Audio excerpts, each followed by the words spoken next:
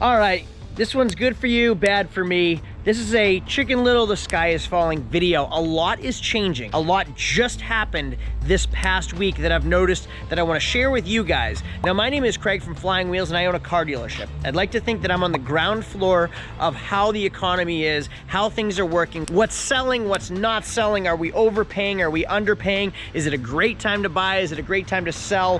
Where are we at right now? I honestly see all those things. How much I pay for the cars, how much I sell the cars for. Is my phone ringing a lot? Is my phone not ringing a lot? Are people just coming with cash, or do more people need financing? What about bad credit? Do I start seeing more people with bad credit that need financing? These are all things that I see firsthand, and that's indicative of how the market is, how the economy is, and how it affects you personally as a consumer or a dealer, because I have both dealers and consumers that watch this channel. That's what today's video is about. There is a lot happening, and I want to share it with you guys. My name is Craig from Flying Wheels. Let's get going. So once again, welcome to Flying Wheels. I own a small car dealership in New Hampshire, and I am a small business owner. So it's a struggle having a small business. It's a lot of work owning a small business, and it's a push and pull all the time. I mean, I'm constantly having to buy cars, fix them, clean them, sell them. And we do all types of cars. I mean, we have a Hummer right there, a Jeep Wrangler right there, old Escalade, brand new $60,000 Laramie Ram there, a Denali here. I have an old 86 Alfa Romeo in the garage. So I do a little bit of everything. We even have some motorcycles. Now, the past 2 years since COVID has happened, a lot has changed. I mean, the demand for vehicles has skyrocketed. The supply has plummeted, which has spiked prices. Now, I've done videos on high prices and trucks coming down. I've already done those videos, and that's not what this video is about. So this is going to be a little different than what I did about a month ago when I noticed prices were changing. All right, it does have to do with fuel prices, and it does have to do with interest rates. When interest rates increase, loan prices increase, cost of a loan would increase, and it still, people can only afford a certain amount. So if you can only afford $300 a month, and this is relative to the housing market as well. It doesn't have anything to do with just cars. It's completely relative to so many situations. Now, if you could have afforded a $2,000 mortgage last year when interest rates were at 3%, you can still only afford a $2,000 mortgage this year, even if interest rates are at 5%. So the price of the house has to come down to meet your budget. And when the interest rates were low, you could afford more of a house, meaning the prices you could afford were more. So you could go out and spend more on a house because your payment was going to be exactly the same. Well, that's the same with cars. When the interest rates go up, prices have to come down to meet your budget. What can you afford? Now, we probably already all know that stuff, but I want to show you firsthand what I'm seeing. Now, this is a 2015 GMC Sierra Denali. This is like the best of the best for pickup trucks in 2015 when this thing was for sale. It was about $70,000 brand new. Now, when COVID happened and everybody had a little bit of money and business was booming, there were more contractors that needed bigger trucks.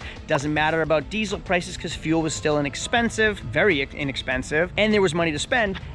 Diesel prices skyrocketed and fuel prices increased, especially diesels. So what happened to diesel prices?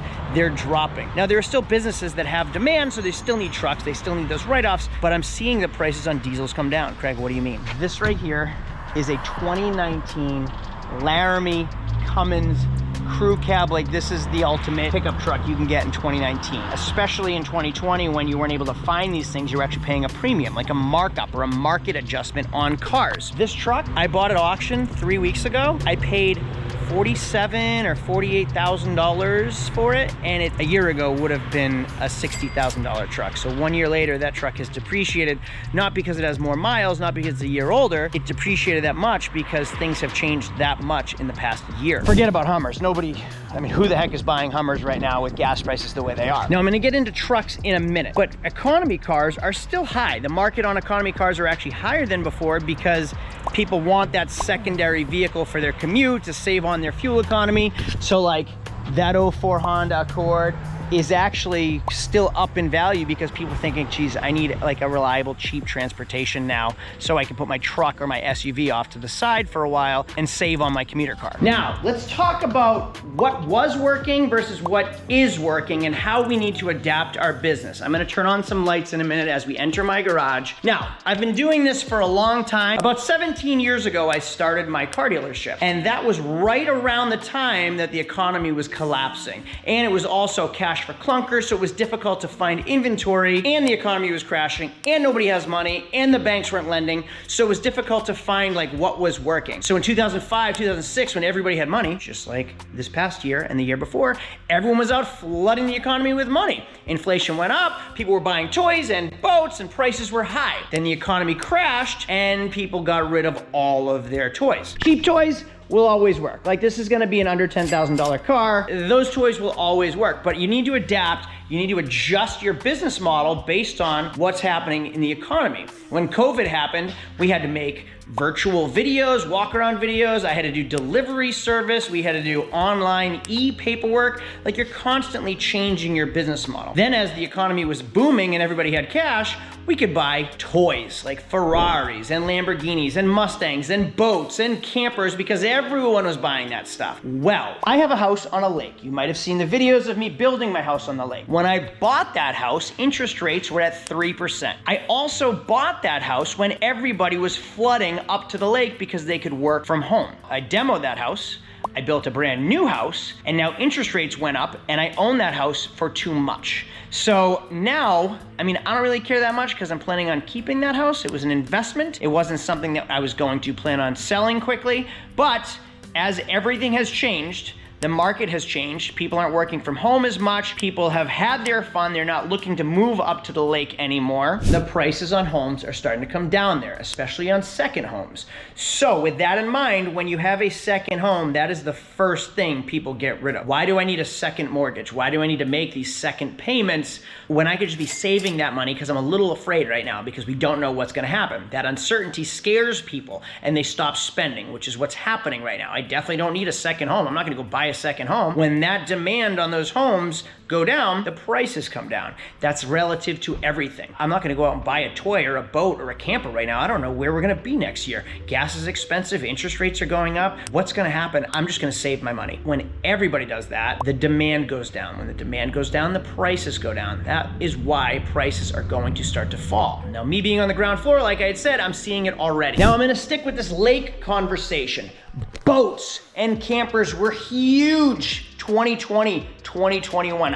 Unbelievable. Now, I've been boating on Lake Winnipesaukee my whole life. Last year, 2021, was the busiest I've ever seen it. I've never seen so many new boaters. It was fun to just sit at the boat launch and watch people screw up their boat and trailer. They were everywhere, especially big boats, because businesses were booming. So you saw all these gas-guzzling cigarette boats that were way too big for a medium-sized lake. Now, none. You do not see this stuff out there anymore. Nobody's flaunting and flashing their big, giant boats this year. Now, they're not all saying like, hey, watch out, I'm not doing that well this year. They're just not using those boats. So when they're not using those boats, that is a sign of what's happening. It was all smaller boats on the lake this year, and a lot of boats weren't even on the lake this year. Why? Well, it costs $150 every time you use a boat and fill it up, plus services, boat, bring out another 1,000, right? So people stopped using those things. Okay, back to the 38-foot RV. My grandparents bought a brand new RV in 1999. They got a little bit older, they stopped using it, they passed it down to my family. We use it, and we use it a ton. We drove all over the country with it, and we love it. This year, it's still under the cover from a year ago. I winterized it last fall. We didn't take it out this entire year. Why? Number one, we were at the lake a lot, but number two, that's a Triton V10. I don't need to be filling that thing up for a weekend trip every single weekend, which is what a lot of people were doing. They were not using those campers. I have multiple friends that didn't use their campers this year that they bought brand new a year ago or the year before. I also sold my other camper that I got that was a business purchase and a business sale to make for a profit, because that's what we do. But that camper, when I bought it a year ago, my phone was ringing like crazy. That camper now, I had it for 4 months before anybody bought it. Now, what do I have to do in order to sell that? I have to lower the price. I haven't even attempted to sell my boat. I'm afraid of what that thing is worth compared to what it was a year ago. But I had to lower the price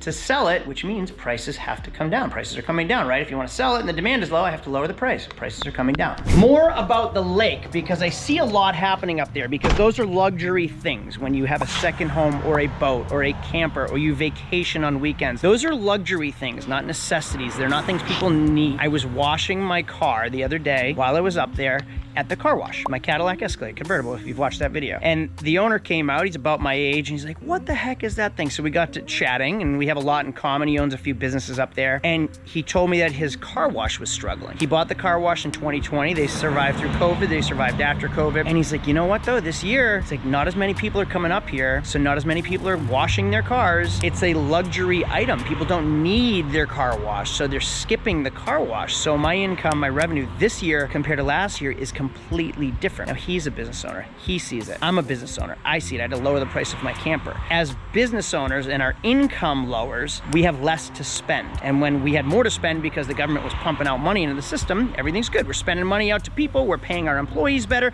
Everything's great. Then our employees have more money, then they go spend. As the business owner gets less money, less income, generates less revenue, we have to tighten our straps, meaning where do we cut costs? That affects everybody, including employees. So whether you're a business owner or an employee, it's going to affect both of us or all of us. Now, staffing issues are always a problem too. I don't know where everybody is because I'm offering very competitive wages, very fair wages, and honestly, I'm not even getting people like applying. And it's not just me, it is everywhere. There are restaurants, everywhere I go, they're closing early, they're understaffed. It's just wild. I went to Chipotle the other day that does most of their business on Saturdays and Sundays. They're closed on Saturdays and Sundays till further notice. I took my kids to McDonald's yesterday. I got my son a quarter pounder meal. It was $15 for a quarter pounder meal, and like my daughter wanted a side of fries. $15 at McDonald's. Why? Because they need to sustain the employment. They need to keep their employees in order to sustain their business. So they have to pay their employees more. All their costs are going up, and that just passes on to the consumer. Me as the consumer is being affected. So I have less money in my pocket because McDonald's still has that overhead they have to cover. So it's affecting us and it's affecting the business. It just keeps getting passed down. Let's talk about the car market because I haven't really spoken about that yet. This right here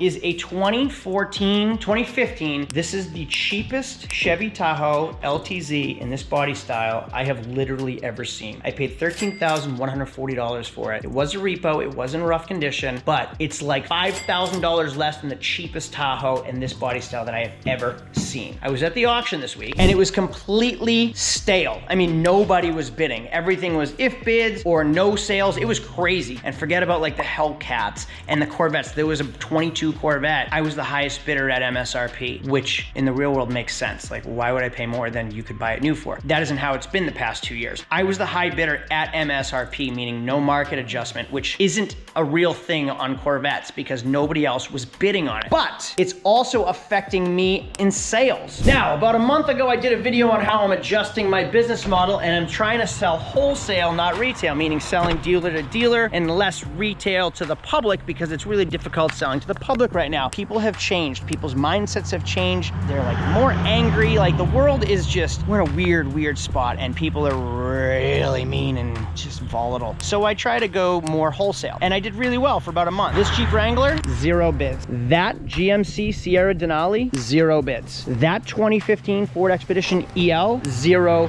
bids. I listed 5 cars 3 different times with 0 bid. Now, Craig, just lower the price, right? I must be asking too much. No. Let's say MMR, Manheim Market Report. If you watch my channel, you know what I'm talking about. The basic auction value of that GMC Sierra Denali is $16,000. Now, for the past years, things are going over MMR, so you'd expect $16,000 or more. Well, if you list it at auction at $16,000, the bidding starts like $3,000 below that. So bidding might have started like $13,500 or $14,000. 0 bids on every car. And like I said, the bidding starts several $1,000s lower than what you actually need to get for it in wholesale. Wholesale is lower than retail. So if I need to get $16,000 for that car, I could probably retail it for $20,000. I'm not even getting the $16,000. I'm not even getting the low bid of $14,000, which is really stressful for me as a dealer. I can't move inventory to wholesale because dealers aren't buying. They've tightened their pockets up. What does that mean if dealers are tightening their pockets? They're not purchasing. If they're not buying, it means number one, they either have too much inventory or they're worried about what's going to happen and they're waiting to see because they don't want to buy inventory and then be stuck with overpriced inventory, which I've done videos on before. How does that affect you as the consumer? You as the consumer now have a little bit more power. Now, things aren't necessarily negotiable like they used to be, but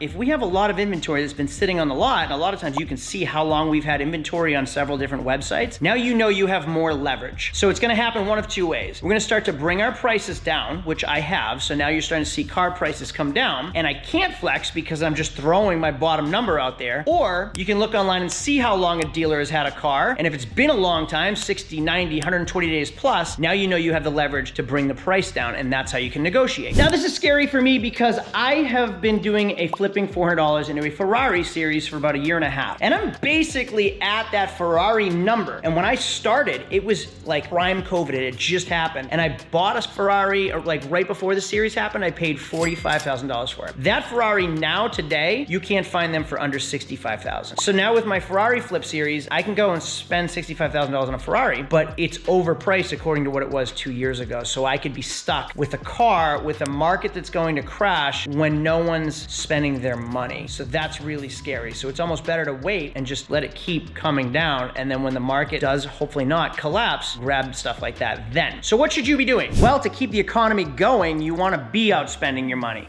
But there's a lot of uncertainty. Like, I don't want to say this, but you actually want to sell all your stuff, sell your assets and keep your cash. The problem is cash is worthless right now. So who knows what's right and what's wrong? I can tell you when the housing market collapsed in 2008, the people with cash were the ones that absolutely killed it. They did the best because they had the money to spend when it was needed. Like when no one had money and banks weren't lending, the people that sold all their assets, caught the timing right, and had the cash, they went out and bought things for pennies on the dollar, houses and cars and investments, and then they cashed out in the past few years when everything was high again. That's what like a smart person should be doing, especially when you see what's happening. All right, once again, I know it sounds like Chicken Little, the sky is falling, the sky is falling. I've been saying this for years. I said it pre-COVID, we're due for another collapse.